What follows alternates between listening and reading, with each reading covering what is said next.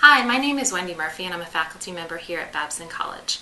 I've been studying mentoring and developmental relationships and coordinating mentoring programs for the past 10 years. My recent article in Babson Insights talks about mentoring and how it has changed over the past few decades.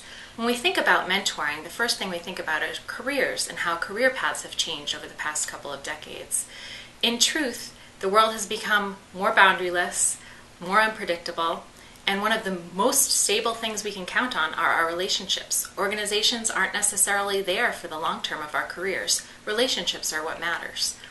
Many Fortune 500 companies have formal mentoring programs, actually about 70% nowadays. When we think about mentoring, though, it's those informal relationships that can be just as important for particularly young professionals as they're engaging in their new careers.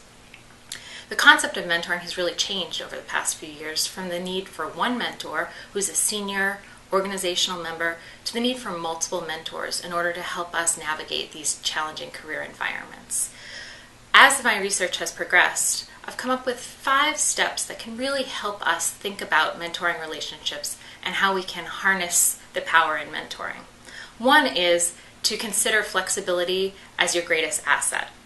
E-mentoring, virtual mentoring, connecting through social media platforms, all of these are viable options as people search for mentors and try to create and sustain relationships today.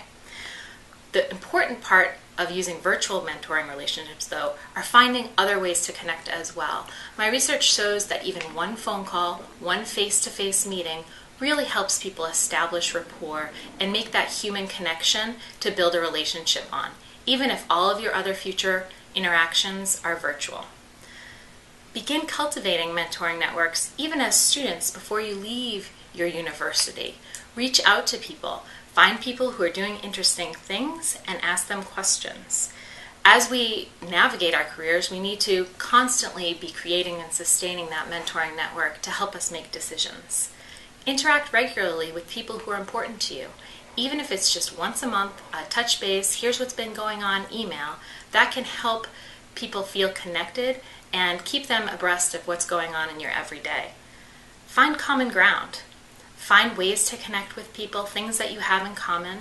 My research shows that people who feel they're more similar to their mentors and the mentors feel more similar to their proteges are more satisfied with the relationship, more excited about continuing the relationship, and more willing to help one another. Both mentors and proteges benefit from these relationships. Both have higher salaries, higher job satisfaction. Proteges feel like they have a more solid, clear sense of their professional identity and find new opportunities, get promoted faster.